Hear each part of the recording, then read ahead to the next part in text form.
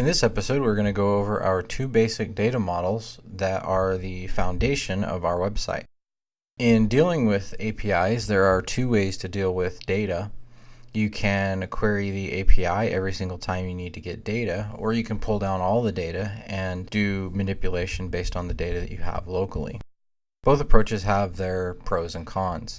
For our sake, since we need to query actively and then be able to notify our users in the background as a background process without our users doing any interaction, then we're going to pull down all of our data locally. When you're approaching a new API or a new piece of data, you need to go ahead and look at their API and look at the data they give you to get yourself familiar with it. In this case, if we'll go to the documentation for Strava, we're just going to look at the two main pieces of data that we're going to pull from Strava.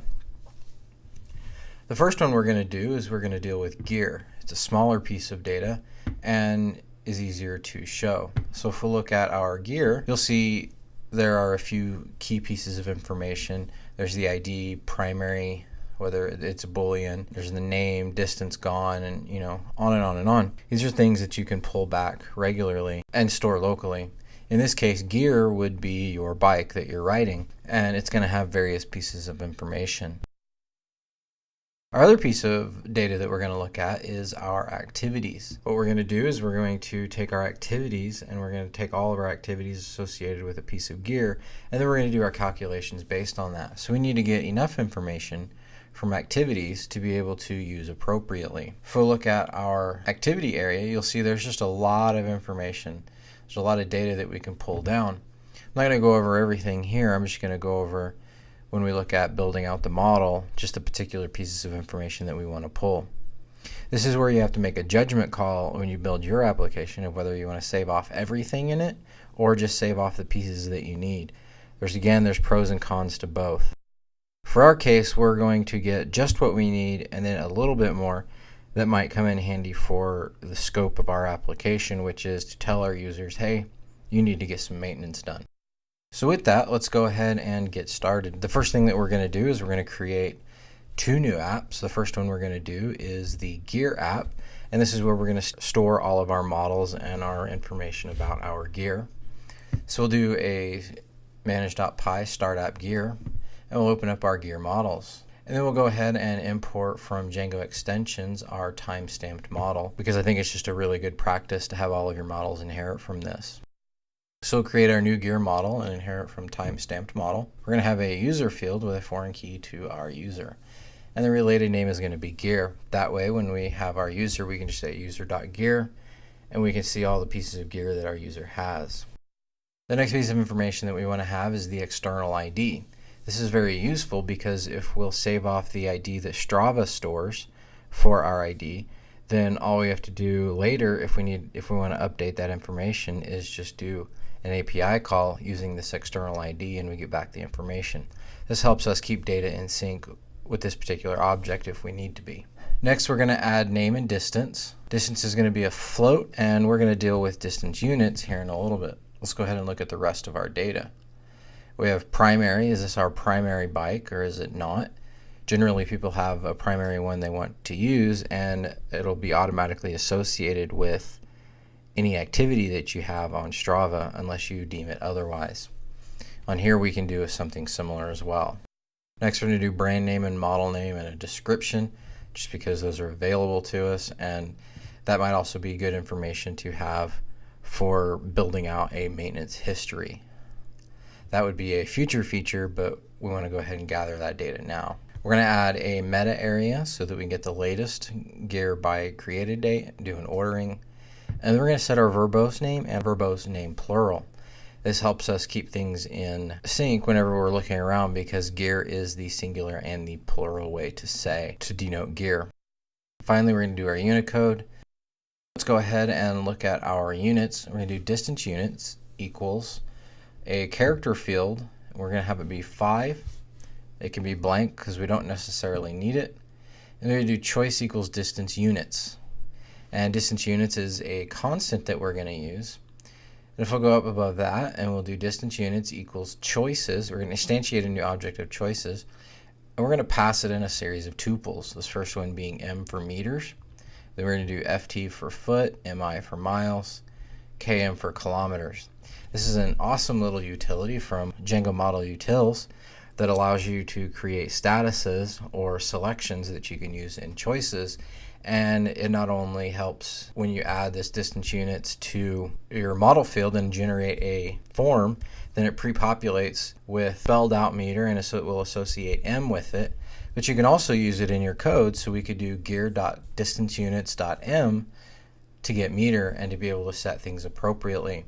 You can also do a tuple that has 3 things in it, the first one being a number, the second one being a short code for you to use, and the third one being the long code that you would use out. And that allows you to set integers for your keys, because I know a lot of people like that pattern. This is a really fun tool that I really enjoy using from Django Model Utils, and I recommend you check it out.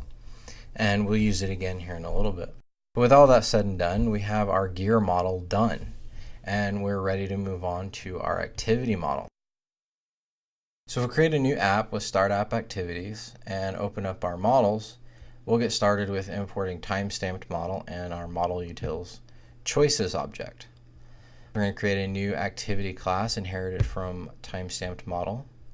We'll do our foreign key to our user object, and in this case we're going to do related name of activities. So again, we can do user.activities to get all of our activities that we've done. And then we're going to do our new choices, and we're going to set it to sources.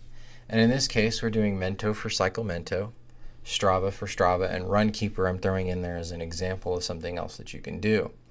So in this case, when we record an activity, we can connect to multiple websites and say, hey, this is the original source for this website. In our case, we're going to add the ability for you to log activity on the website so that you can keep track of all the activity. So we would set the source of Mento, and that'll come in handy later for multiple reasons.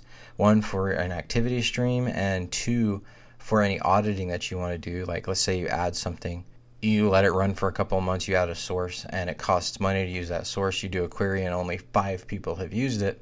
You might want to go ahead and discontinue using that. Having that source actually helps you track the amount of usage you're getting with this particular model.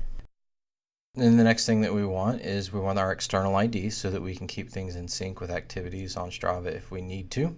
This would also work for Runkeeper or others because we're allowing 100 character long external ID.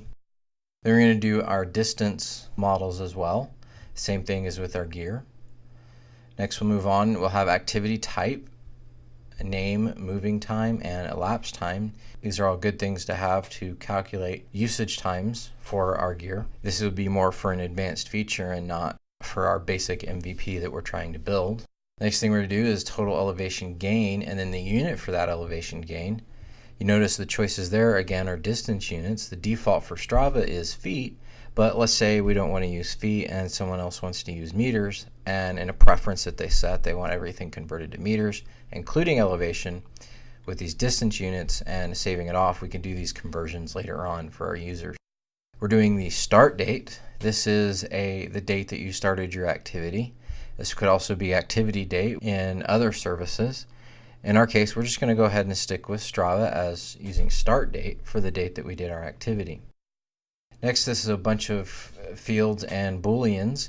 These could provide interesting information for future features. They don't cost a lot in terms of actually doing anything, and so I just went ahead and kept them. And the trainer and the commute I found interesting just to see if it's actually used, and that could add interesting information because using a trainer can be harder on your bike than not using a trainer. And then commuting, depending on the bike, can be a little more strenuous on a bike than not commuting because it's dealing with extra weight. I wasn't sure what flagged is, so I just went ahead and added it in there. I'm not sure what manual is, and so I added that. And then private I added in case we want to do some kind of public information. We can keep people's data private if they so choose on Strava. Trying to be helpful as I can. And then we're going to add gear and a foreign key to our gear with a related name of activities. It's not required to have any activity with a specific gear because if you've noticed, most of this data is not required because we want to be able to have as little or as much information as possible. Then finally, we're adding our meta and our Unicode in, and in meta we're getting the latest information by our start date, and we're ordering in reverse by start date. And then finally, our plural name is activities. So with that, we have all of our models set up and ready to go so that we can start pulling in information and saving it. In the next video, we're going to go over using a Strava library to query the API and then saving off that information to our database. I know this video hasn't exactly been fun because we've just been building models, but I do recommend you take a look at the models that have been built and see if you can't figure out why some things are done the way they are. And then also I recommend playing with it and seeing if you can't figure out a better way to do it.